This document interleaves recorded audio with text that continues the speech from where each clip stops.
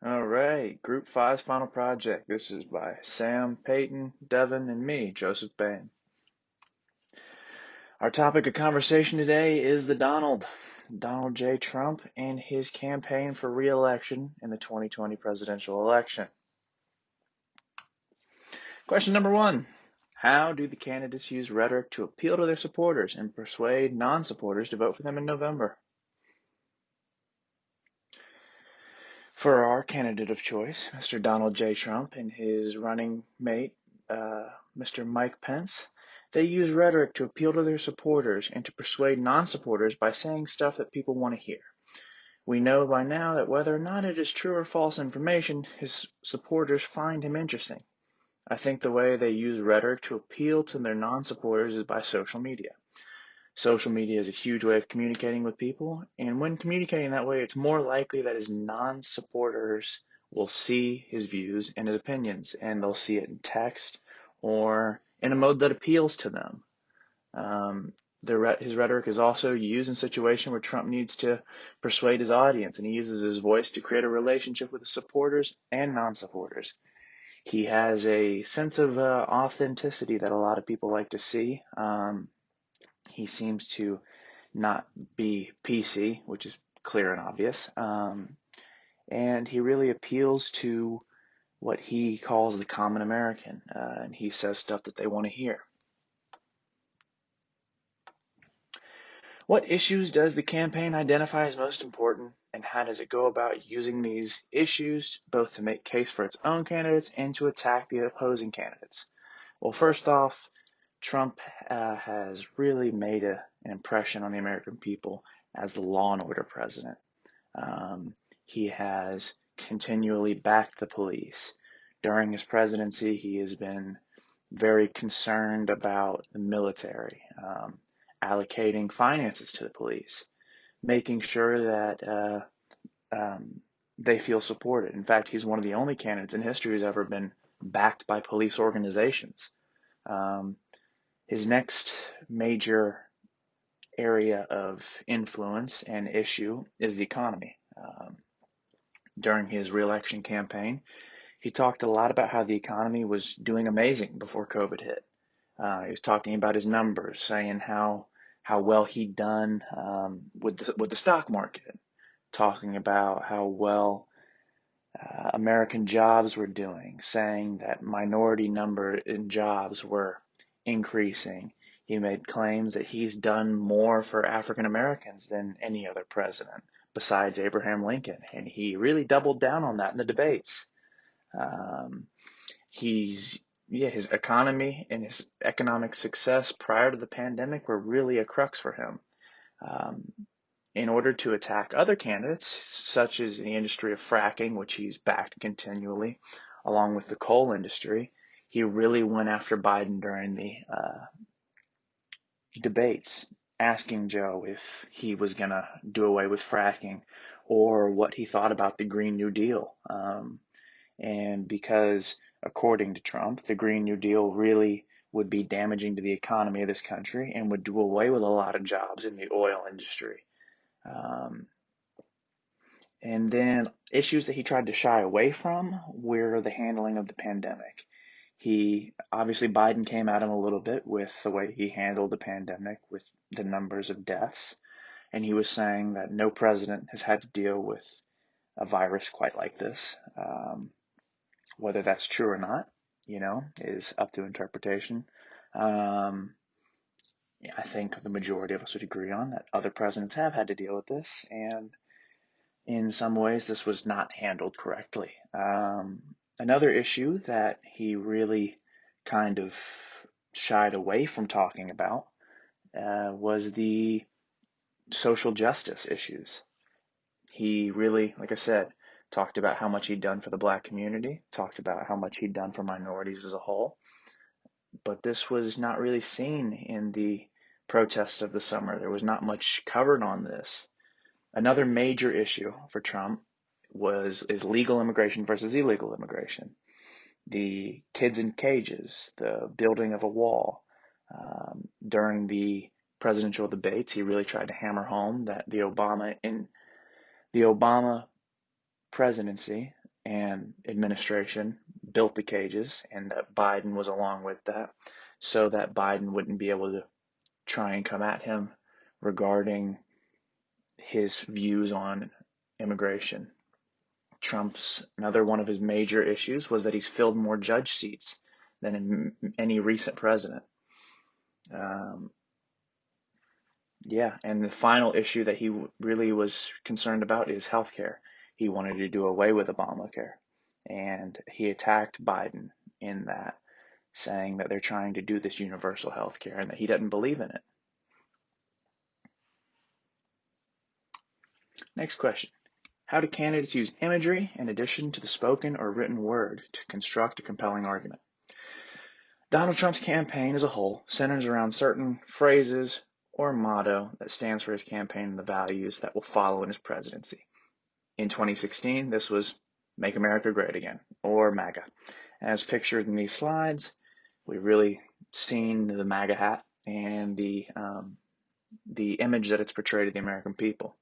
Trump's spoken word throughout his early campaign was centered around the slogan, and he argued that America had fallen short of its former great expectations and that he would get it back on track. Now, in his current 2020 election campaign, the slogan, Keep America Great Again, alluding to the fact that America was great under his representation as our president, and that to re-elect him would keep America great. Throughout Trump's campaign, his ads included imagery that matched his catchphrase. His 2020 ads would consist of patriotic colors and with phrases like promises kept, or lowest unemployment, or black voices heard, 6 million new jobs, strengthened trade, etc. The imagery is a direct correlation with the key words or phrases Trump would use in his campaign ads, commercials, debates, and press conferences. Trump has created and encompassed an idea of what makes America great according to the values of his supporters, or rather the values of his campaign, which is identified by Trump so that he can gather a larger following. His imagery and spoken word throughout his campaign correlates with his ethics, the ethos of his rhetoric. The character or persona that Trump has created for himself is what is narrated through the imagery in order to continue to gather a larger following of middle-class Americans. Do the candidates or any of the people associated with the campaign ever use falsehoods or claims of dubious truthfulness to advance their cause? What would drive the campaign to use this sort of claim, and how is it destructive of democratic public discourse more generally? Well, let's talk about fake news. Trump has been one of the people who's kind of coined and made this popular in the last 4 to 5 years. False claims are subjects that have been highly controversial within the Trump campaign. Specifically, there seems to be a big issue with Trump himself making dubious falsehoods or spreading lies. However, Trump's campaign and presidency have directly attacked these so-called notions of, quote, fake news. In an address or debate, several news and media outlets will perform fact checks on the president. The AP ran over one of his claims about voter fraud in the election. NPR ran over his claims in the final debate, and several others did similar, such as CNN, the New York Times, and many other outlets. One of those being Twitter. Twitter has really kind of hammered home a lot of the, let's say, how do we say this nicely, his ambiguous relationship with the truth. Trump has undoubtedly made some false claims when addressing the nation.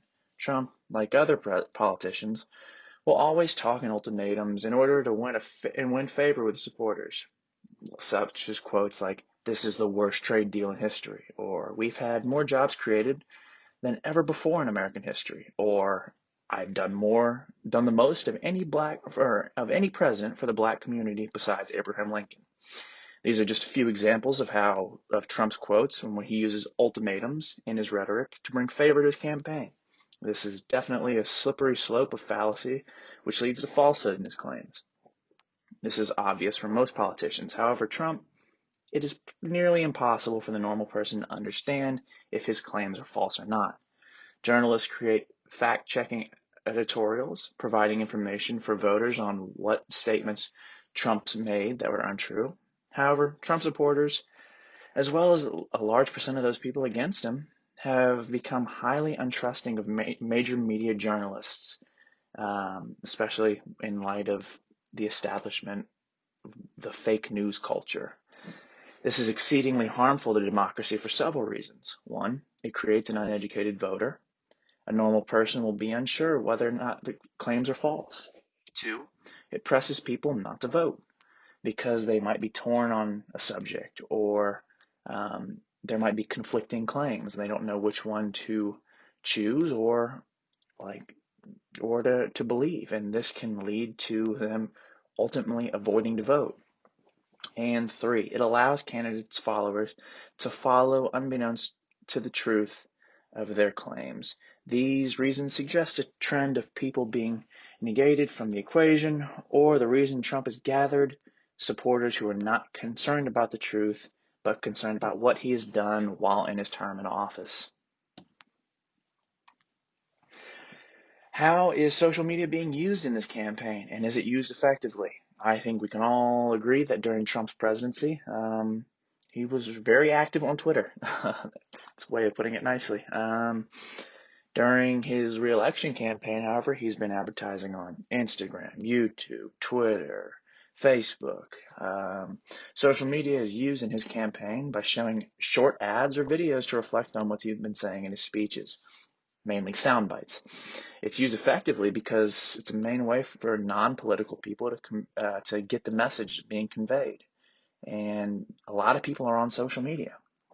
Not everyone watches or listens to the debates or is using media platform to research. And these social media platforms give them a way to talk to the public.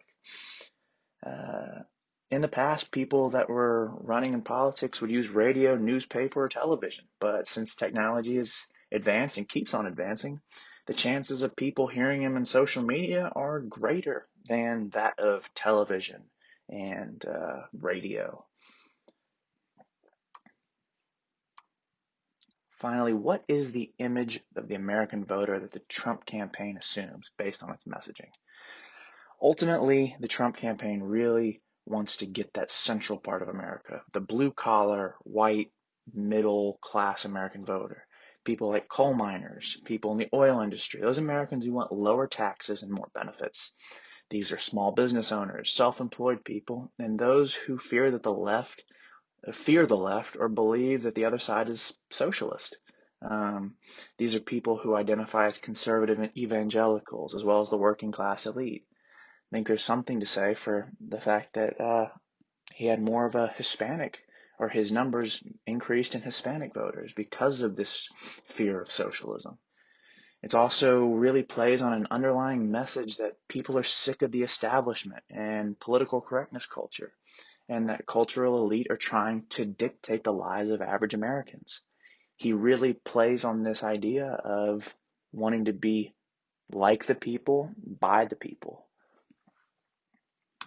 So the central question, does the campaign under analysis help to demonstrate the triumph of the modern political spectacle, or is it rather better understood as a 21st century version of the public sphere in action? Not considering the outcome of this election and analyzing this campaign based on the amount of support and numbers of supporters and the type of support that Donald Trump has acquired and maintained, this campaign does demonstrate a triumph of the modern political spectacle.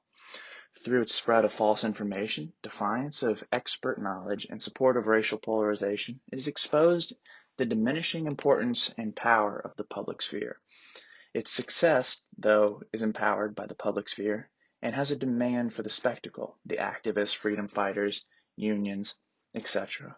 One might say that society desires the spectacle more than they want the solution. They want to feel impassioned and represented in some form of discourse, even though there may be no logical solution to a problem or an injustice, either because the problems and injustice aren't actually real, or that they simply don't have an actual plan to solve any systemic issues that they're fighting against. And so it's best to keep these marches going, fiery debates and protests happening with small victories here and there to maintain motivation on an endless war, but nothing substantial, and in turn, keeping a constant hunger for the spectacle.